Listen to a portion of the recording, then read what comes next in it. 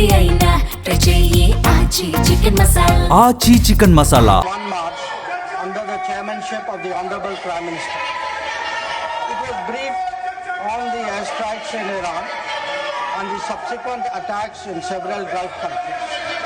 The CCS was concerned over the safety and security of the Indian community in the region. It also focused on the implications for regional security and for economic and commercial activities. The committee was apprised of difficulties faced by Indian travelers transiting the region and by students appearing for scheduled examinations in these countries. It directed all concerned ministries and departments to take appropriate measures to respond to these problems. Honorable Prime Minister continues to closely monitor emerging developments and relevant ministries are coordinating to ensure effective responses. Sir, the conflict has continued to intensify and the security situation in the region has deteriorated significantly.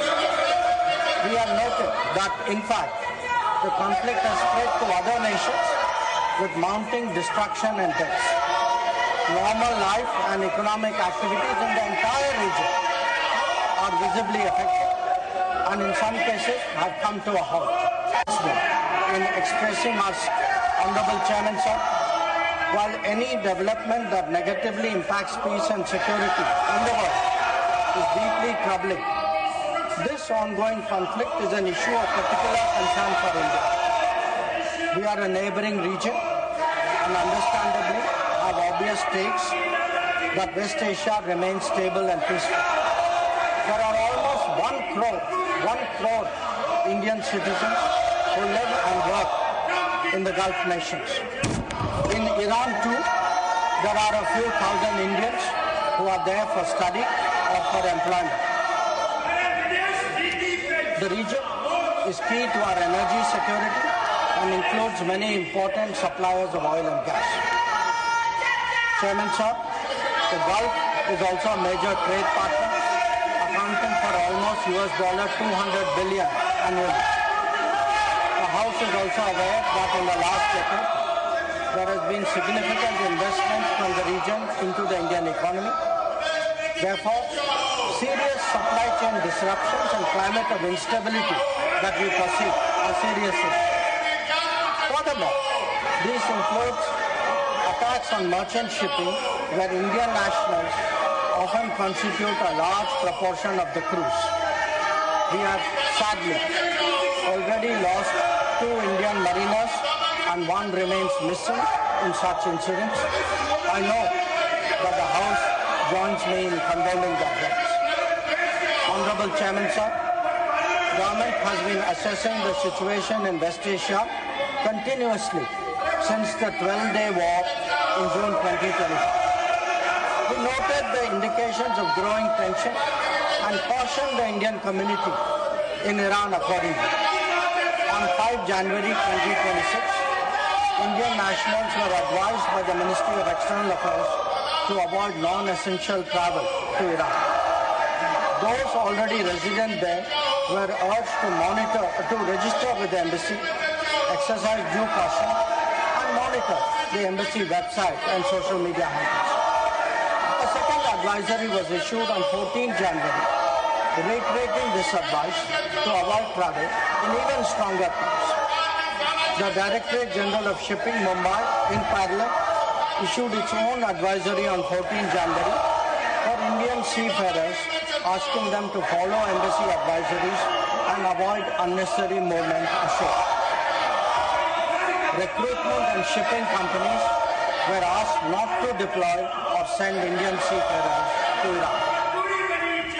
Sir, reflecting our assessment of the evolving situation, the Indian Embassy in Tehran issued another advisory on 14 February urging Indian nationals, including students, pilgrims, business persons and tourists, to leave Iran by all available means of transport, including commercial flights. They were asked to contact the embassy for any assistance and provided with 24/7 helplines. They However, this was again reiterated in strong terms through another advisory on 23 February. Some heeded these advisories and have left the country. However, many others have disregarded them and remain in Iran.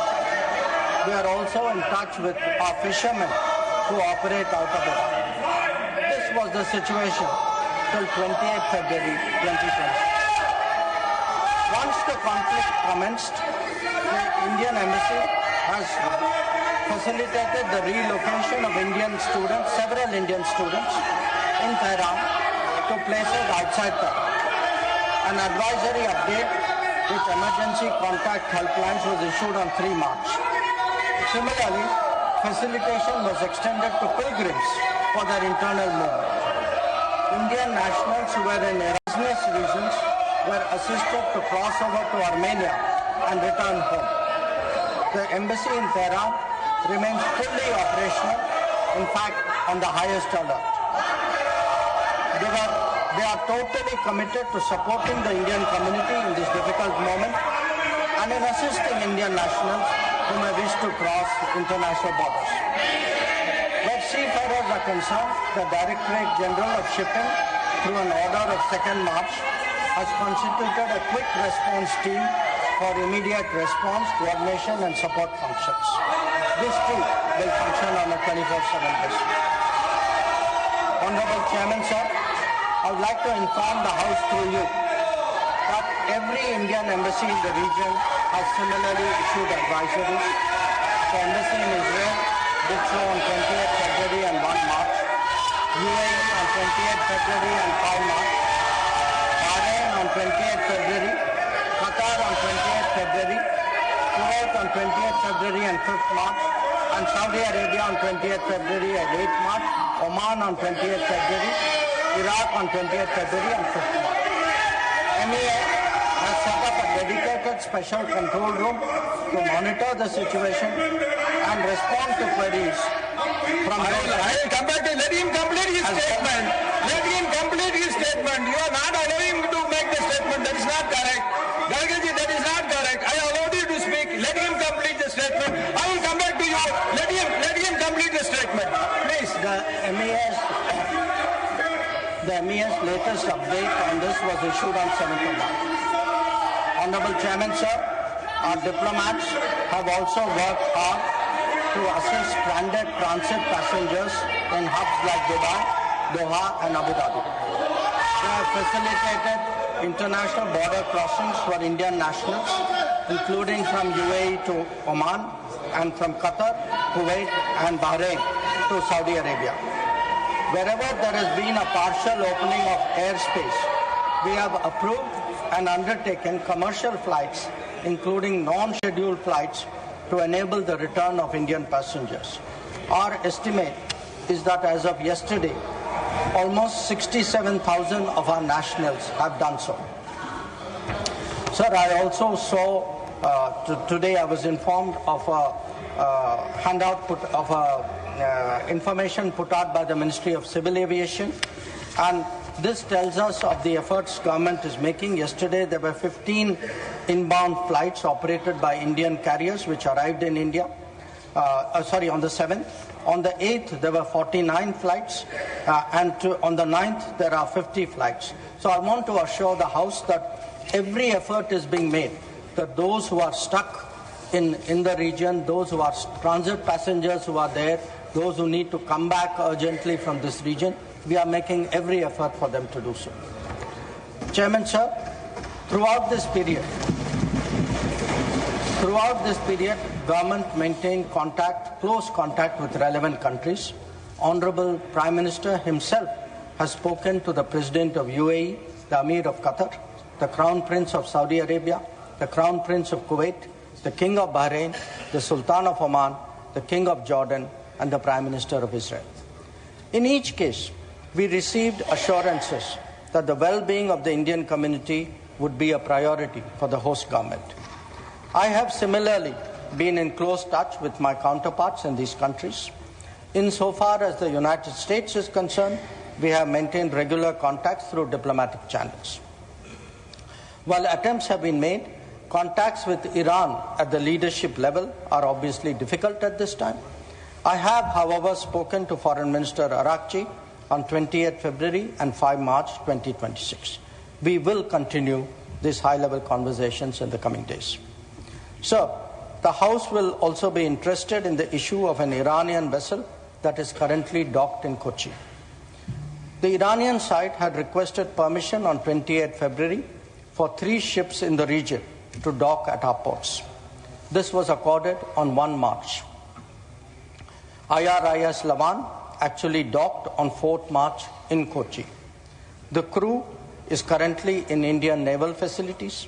We believe that this was the right thing to do, and the Iranian foreign minister has expressed his country's thanks for this human gesture. Honorable Chairman, sir, in view of the implications of this conflict for our energy security, I also seek to address that particular concern.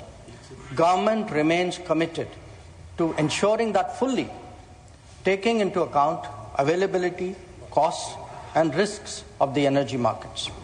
For us, the interests of the Indian consumer has and will always be the overriding priority. Where required, Indian diplomacy has supported the endeavors of our energy enterprises in this volatile situation. Honorable Chairman, sir, let me conclude by highlighting the 3 guiding factors of our approach. 1. India is in favor of peace and urges a return to dialogue and diplomacy. We advocate de-escalation, restraint, and ensuring the safety of civilians. 2. The well-being and security of the Indian community in the region is our priority. We will continue to work with the governments of the region towards that end. And 3. Our national interest, including energy security and trade flows, will always be paramount.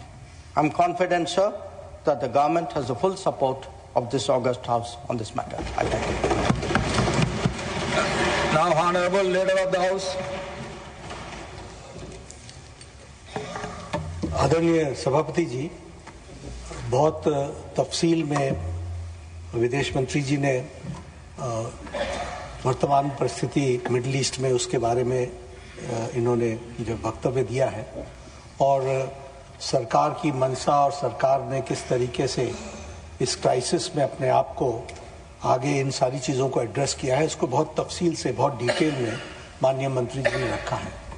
जो opposition की तरफ से energy के बारे में भी प्रश्न था, उसका भी उन्होंने उस पर प्रकाश डाला है और बताया है कि सरकार किस तरीके से सारी चीज़ों पर सजग भी है, एक्टिव भी है, एड्रेस भी कर रही है और उन सभी समस्याओं के साथ आगे बढ़ करके भारत की जनता को और भारत की आवश्यकता को ध्यान में रख करके हम आगे बढ़ रहे हैं।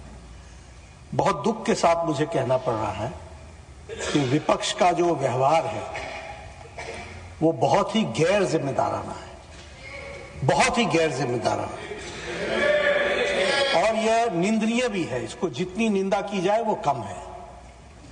इनका इंटरेस्ट न देश में है, न इनका इंटरेस्ट डिबेट में है, इनका इंटरेस्ट एनार्की पैदा करने में है।